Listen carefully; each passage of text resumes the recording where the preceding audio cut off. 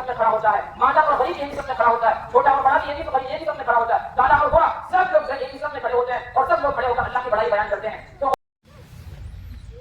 الله أكبر الله أكبر الله أكبر الله أكبر. الحمد لله نحمده ونستعينه ونستغفره ونؤمن به ونتوكل عليه ونعوذ بالله من شرور أنفسنا ومن سيئات أعمالنا. من يهده الله فلا مضل له ومن يضلله فلا هادي له ونشهد أن لا إله إلا الله وحده لا شريك له ونشهد أن سيدنا مولانا محمدا عبده ورسوله. أما بعد فأعوذ بالله من الشيطان الرجيم. إن الله وملائكته يصلون على النبي يا أيها الذين آمنوا صلوا عليه وسلموا تسليما. اللهم صل على سيدنا مولانا محمد وعلى آل محمد بعدد من صلى الله وصل على محمد وعلى آل محمد بعدد من قال الله وصلى الله عليه وعلى جميع الأنبياء والمرسلين والخلفاء الراشدين خصوصا على خير البشر بعد الأنبياء التابعين أمير المؤمنين أبي بكر الصديق رضي الله تعالى وعلى مزين المنبر والمحراب أمير المؤمنين عمر بن الخطاب رضي الله تعالى وعلى تاج الحياة والإيمان أمير المؤمنين عثمان بن عفان رضي الله تعالى وعلى مزين العجائب والغرائب أمير المؤمنين علي بن أبي طالب كرم الله وجهه وعلى الإمامين الهمامين السعيدين الشهيدين أبي محمد الحسن وأبي عبد الله الحسين رضي الله تعالى عنهما وعلى أمهما سيدة النساء فاطمة الزهراء رضي الله تعالى عنها وعلى عميه المكرمين بين الناس أبي عمامة الحمزة وأبي الفضل العباس رضي الله تعالى عنهما وعلى الستة الباقية من العشرة المبشرة وعلى سائر الصحابة والتابعين رضوان الله تعالى عليهم أجمعين. اللهم اهدنا فيمن هديت وعافنا فيمن عافيت وتولنا فيمن توليت وبارك لنا فيما أعطيت وقنا شر ما قضيت فإنك تقضي ولا يقضى عليك. اللهم أعز الإسلام والمسلمين اللهم أعز الإسلام والمسلمين اللهم أعز الإسلام والمسلمين وأذل الشرك والمشركين. اللهم شتت شملهم ومزق جمعهم ودمر رياءهم وزلزل أقدامهم. اللهم خالف بين كلمتهم. اللهم انصر من نصر دين محمد صلى الله عليه وسلم واجعلنا منهم وكل من خذل دين محمد صلى الله عليه وسلم ولا تجعلنا معهم. عباد الله رحمني ورحمكم الله إن الله يأمر بالعدل والإحسان وإيتاء ذي القربى وينهى عن الفحشاء والمنكر والبغي يعظكم لعلكم تذكرون. اذكروا الله يذكركم وادعوه يستجب لكم ولذكر الله تعالى أعلى وأولى وأعز وأجل وأتم وأعظم والله أكبر والله أكبر. اور وہ آزمائشوں کے بعد پیدا ہوا تھا تو حضرت ابراہیم علیہ السلام بھی اللہ کی محبت کے خاطر حضرت اسماعیل علیہ السلام کو بھی قربان کرنے کے لیے تیار ہو گئے تھے. تو اب آگے کا واقعہ ہم سب جانتے ہیں کہ وہ کیسی عظیم قربانی تھی، کیسی وہ عظیم آزمائشیں تھیں جن آزمائشوں حضرت ابراہیم علیہ السلام نے گزرے. حضرت ابراہیم علیہ السلام نے ان آزمائشوں پر سب پر اللہ تبارک و تعالیٰ کی طرف سے لبیک کہا. جانتے ہیں کہ ہم جو عید الاضحیٰ کی جو عید مناتے ہیں یہ ایک عظیم باپ اور ایک عظیم بیٹے کی جو قربانی ہے اس کی یادگار میں ہم یہ عید مناتے ہیں. وہ عظیم باپ جس کو ہم حضرت ابراہیم علیہ السلام سے یاد کرتے ہیں، وہ ابراہیم علیہ السلام جن کی پوری زندگی آزمائشوں میں مبتلا تھی. جس وقت سے پیدا ہوئے تھے، جس وقت وہ اپنے شرور کی آنکھیں کھولی تو جیسے وہ شرور کی آنکھیں کھولی تو وہاں پر جو کفر کا پورا ماحول تھا وہاں پر علیہ السلام نے اپنے باپ آدم کو دیکھا کہ وہ بتوں کی پرستش کیا کرتے تھے. لیکن جب انہوں نے اللہ کو مان کر اللہ تبارک و تعالیٰ نے پہلے ہی سے شروع سے جو ہے اللہ تبارک و تعالیٰ نے وحدانیت ان کے دل میں رکھی ہوئی تھی. اللہ تبارک و تعالیٰ کے فضل سے انہوں نے لوگوں کے اندر اسلام کی دعوت دینا شروع کی. پھر اس کے بعد ہوتے ہوتے جس کے نتیجے میں انہوں نے بہت ساری تباہی علیہ السلام کو انگار کی تپش میں ڈال کر انہیں جلایا گیا. لیکن اللہ تبارک و تعالیٰ کی مدد کی، اللہ تبارک و تعالیٰ کی مدد شامل ہاتھ کی تو اس وقت اللہ تبارک و تعالیٰ نے اس آگ کو بھی ٹھنڈا کر دیا. کونی بردا و سلاما علی ابراہیم. اللہ تبارک و تعالیٰ کے حکم سے آگ کو حکم دیا تھا اے آگ تو ابراہیم علیہ السلام پر سلامتی اور ٹھنڈی ہو جا. تو خیر اللہ کے حکم کے تحت وہ آگ بھی ٹھنڈی ہو گئی تھی. تو خیر بہرحال حضرت ابراہیم علیہ السلام کی پوری زندگی آزمائشوں میں مبتلا تھی. لیکن جب ان کی آزمائشوں کا آخری درجہ تھا، جب ان کی آخری عمر 80 سال پر گزر گئی تھی، انہیں ابھی تک اولاد نہیں ہوئی تھی، لیکن اللہ تبارک و تعالیٰ کی یاد سے، اللہ تبارک و تعالیٰ کی دعاؤں سے، منتوں سے آخر میں جو اللہ تبارک و تعالیٰ نے انہیں 80 سال کی برس میں ایک نئی اولاد عطا فرمائی. جب وہ اولاد عطا فرمائی تو اولاد کچھ پلی بڑی، ان کے آغوش میں پلی بڑی، محبتوں کے سائے میں پلی بڑی. جب ایک 8-9 سال کا بچہ ہوا تو اللہ تبارک و تعالیٰ کی طرف سے حکم ہوتا ہے اے ابراہیم آپ اپنے بیٹے کو قربان کرو. تو اللہ کی طرف سے ہوتا ہے. تو حضرت ابراہیم علیہ السلام اپنے بیٹے کو لے کر اللہ کا حکم پورا کرنے کے لیے نکلتے ہیں. نکلنے کے وقت جو عظیم قربانی ہے وہ بیٹا جو 80 سال کی برس میں انہیں عطا کیا گیا تھا اور وہ آزمائشوں کے بعد پیدا ہوا تھا. تو حضرت ابراہیم علیہ السلام بھی اللہ کی محبت کے خاطر حضرت اسماعیل علیہ السلام کو بھی قربان کرنے کے لیے تیار ہو گئے تھے.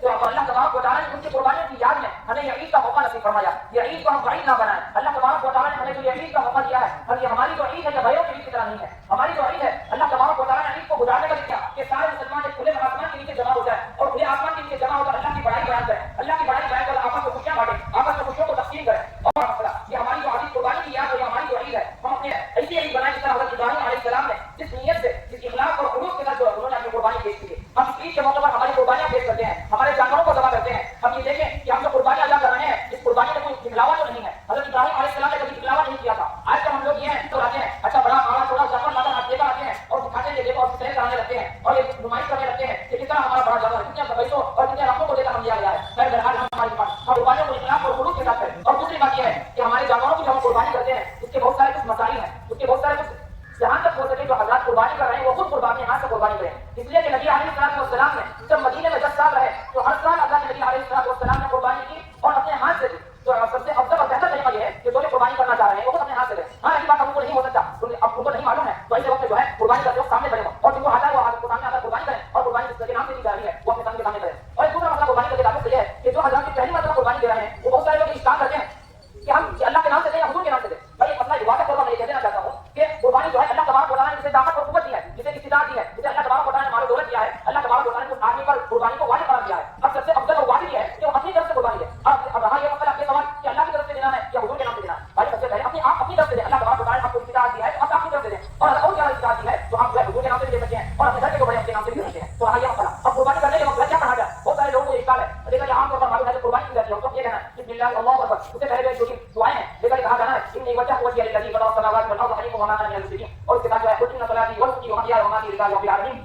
یہ تو دعائیں پھر آگے جو قربانی بسم اللہ اللہ تعالیٰ کہہ دیا تو اس کے بعد دعا کرنا ہے اللهم تقبل منی كما تقبلت من حبیبک ابراہیم من خلیلک ابراہیم وحبیبک محمد صلی اللہ علیہ وسلم. یہ کا مطلب یہ ہے کہ اللہ تو ہماری قربانی کو قبول فرما, جیسا کہ تو نے اپنے پیارے خلیل ابراہیم علیہ السلام کی قربانی قبول کی تھی اور اس طرح تیرے حبیب علیہ السلام کی قربانی اس طرح تو نے قبول کی تھی, اسی طرح ہماری قربانی قبول فرما. تو یہ قربانی کا کلمہ ہو گیا. اب رہا تقسیم کا مسئلہ. اب قربانی کے بارے میں کہا جاتا ہے کہ قربانی کے 3 حصے کیے جائیں. ایک حصہ غریبوں میں تقسیم کیا جائے, ایک حصہ اپنے رشتہ میں تقسیم کیا جائے اور ایک حصہ اپنے لیے رکھا جائے. یہ مستحب کا افضل طریقہ ہے. اب رہا یہ مسئلہ کہ اگر کسی کا خاندان بڑا ہے, کسی کا گھر بڑا ہے اور قربانی کا دوسروں کو بانٹے تو ان کے لیے نام ہو سکتا ہے. تو اس طرح ایسے وقت میں علماء کہتے ہیں کہ قربانی کرنے کے بعد ان کی پیاری بڑی ہے تو وہ ہم اپنے لیے رکھ سکتے ہیں. تو یہاں تقسیم کا مسئلہ ہے. اب رہا تیسرا مسئلہ یہ ہے جو اصل مسئلہ ہے کہ خاص طور پر قربانی کے موقع پر, تو قربانی کا اصل موقع ہے اس قربانی کے موقع پر جو ہے اپنے رشتہ داروں کو بھی خاص طور پر جو لوگ غربا خاندان غربا کا خاص خیال رکھیں. اور اللہ تبارک و تعالیٰ نے جو عید کا موقع دیا ہے یہ عید کا ایسا موقع ہے جس موقع پر ہم سب کو جو ہے اپنی محبتوں میں اپنی عید میں شامل کر لے سکتے ہیں. یہ تو اپنے رشتہ داروں کو شامل کر لینا ہے اور یا تو ان کو جو ہے اپنا کوئی حصہ قربانی کا کچھ حصہ ان کو دے دیں یا نہیں تو اس سے افضل یہ ہے کہ انہیں کچھ دعوت وغیرہ کرا کر اپنی خوشیوں میں ان کو شامل کریں, ان کو بھی خاص کھلا پلا کر کے ان کو بھی خوش کریں. تو ہے یہ اللہ تبارک و تعالیٰ نے جو اسلام دیا ہے بڑا حسن و خوبی کا اسلام ہے. اللہ تبارک و تعالیٰ نے اس کے اندر کوئی بھید بھاؤ نہیں رکھا, کوئی چھوٹ چھاٹ نہیں رکھا. جیسا کہ آپ جانتے ہیں عرفہ کے موقع پر کتنا, جیسا کہ میں پہلے بھی عرض کیا تھا کہ لاکھوں ہزاروں کا مجمع جہاں پر جو ہے دنیا بھر کے سارے لوگ حج کے موقع پر عرفہ کے دن جمع ہوتے ہیں, تو وہاں پر اللہ تبارک و تعالیٰ نے کسی ایک کو جو ہے آگے اوپر نیچے نہیں کیا.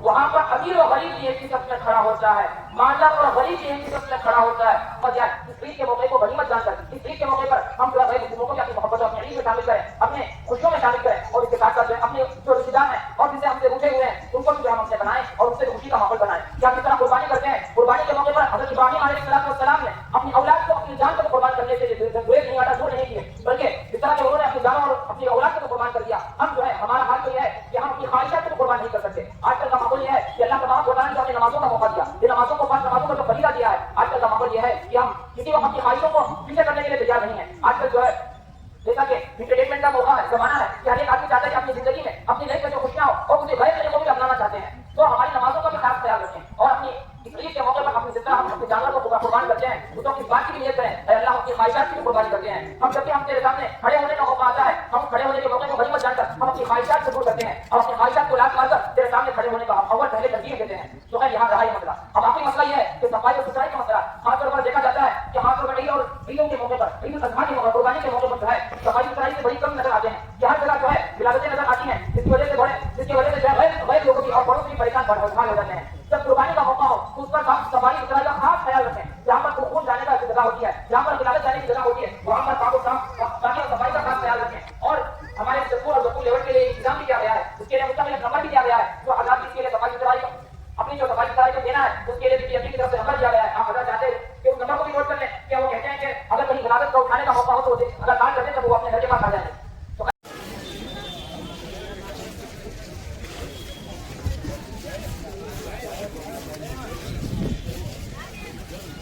ختم ہونے کے بعد عید کی نماز